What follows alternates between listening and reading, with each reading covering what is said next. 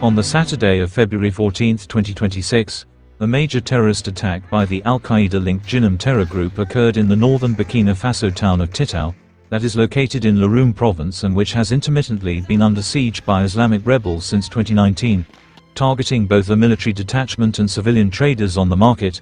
But a week after the attack, Titao is still standing and steadily raising from the ashes in a typical depiction of the resilience of the Burkinabe people, standing firm against the barbarity of terrorist groups. Life in this relatively dusty and distant town is returning to normal in the aftermath of the events of that Black Valentine's Day, with the tranquility of the peaceful populations that existed before the attack being recognizable in its streets. But before we proceed with looking at the current situation on the ground a week after the attack, here is a brief overview of what happened on that dark day and the events that have followed afterwards, including reactions from relevant authorities. The attack, which was part of the current broader wave of violence in the Sahel region, occurred when the assailants targeted a military base, set a market on fire and ambushed supply trucks of members of the Ghana National Tomatoes Traders and Transporters Association, torching their vehicles in an incident that left some of the victims burned beyond recognition, leading to the death of at least 8 Ghanaian tomato traders. Reports suggested that hundreds of the JINIM militants that were heavily armed carried out the assault, which included destroying telephone installations in the area earlier in the day, and then later launching the attack under a mobile network blackout, with Ghanaian tomato traders that had gone to import tomatoes from Burkina Faso being the most affected casualties.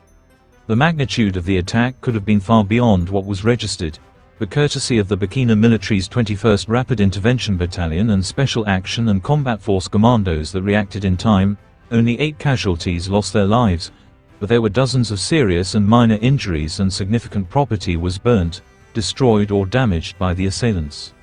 On its part, Ghana temporarily suspended tomato imports from Burkina Faso, and the Ghana embassy in Ouagadougou moved into action to work with local authorities in Titao town to verify the casualties and secure the area.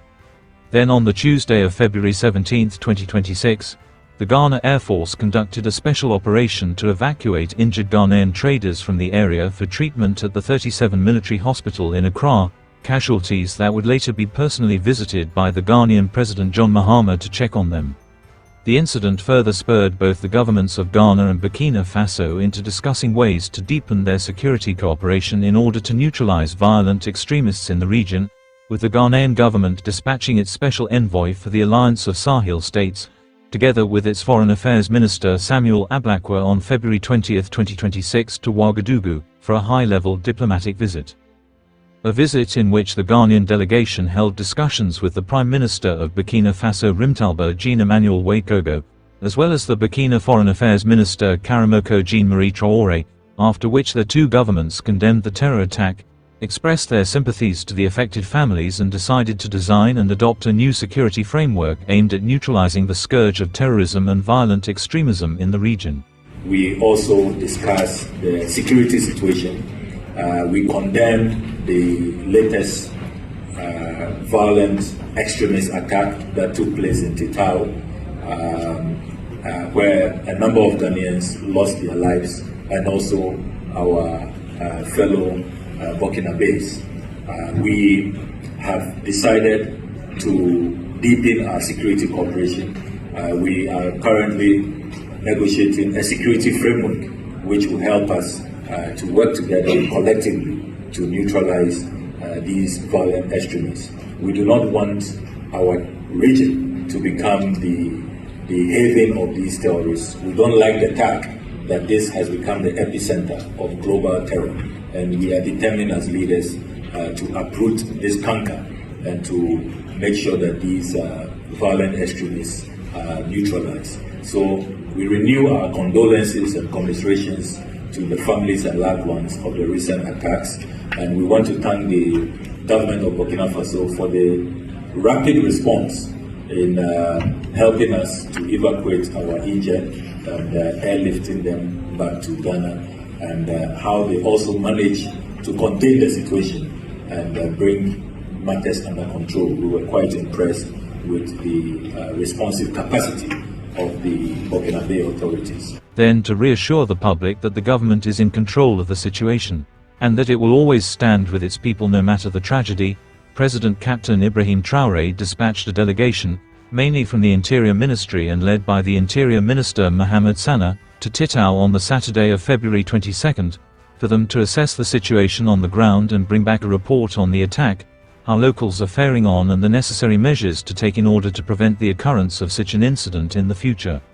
It's in the aftermath of that visit that we're back to the main agenda of this video, that is to take a look at the situation on the ground, a week after Titao facing that harrowing siege. Titao, Titao, the lands where resilience takes on its full meaning. Standing firm against the barbarity of terrorist groups, life here is returning to normal in the aftermath of the events of February 14th. And exactly 1 week after the undisturbed tranquility of the peaceful populations, a government delegation is present on the ground. Mandated by the Prime Minister and the head of state Captain Ibrahim Traoré, the delegation is there to get a feel for the situation and experience firsthand the realities on the ground. The delegation led by the Minister of Security Mohamed Sana reflects the compassion and full solidarity of the highest authorities of the state.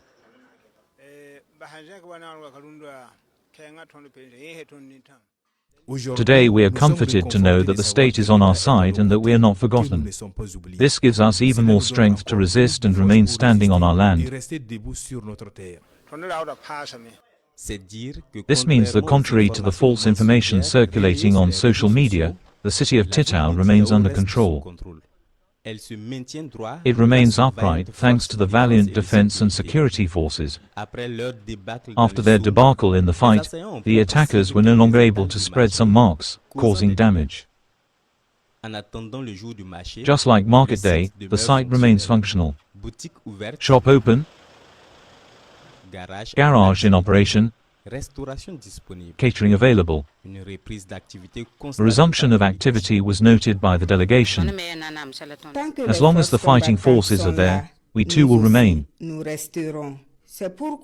That is why, after the incident, we returned to the market to continue our operations.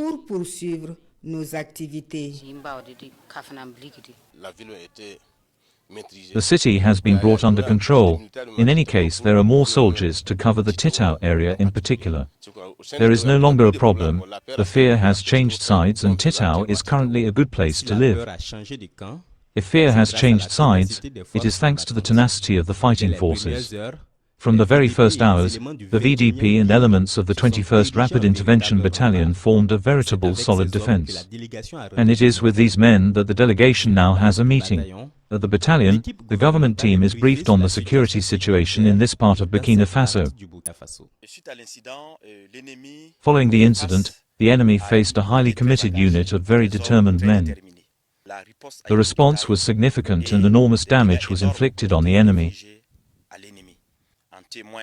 as evidenced by the loot presented to us, so we took the opportunity to congratulate and encourage them for all the very appreciable work that they are doing on theatre of the operations, particularly here.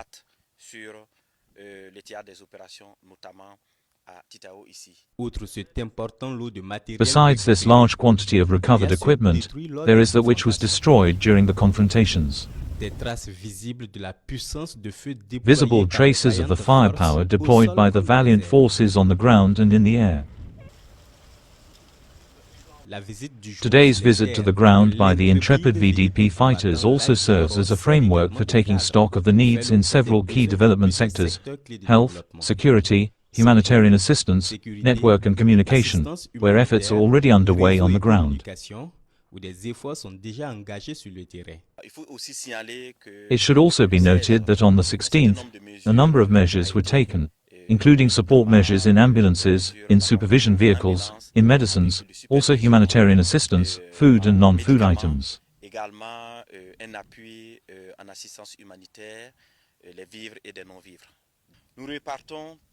We leave very satisfied in the sense that we saw very committed fighting forces, we saw very determined administrative staff and local authorities, we have a very resilient action. Before returning to Ouagadougou, the government delegation is holding talks with key stakeholders in the province. This is the place for the emissaries of Captain Ibrahim Traoré and the head of government to call for the strengthening of unity and social cohesion. He especially encourages these populations to intensify their collaboration with the fighting forces.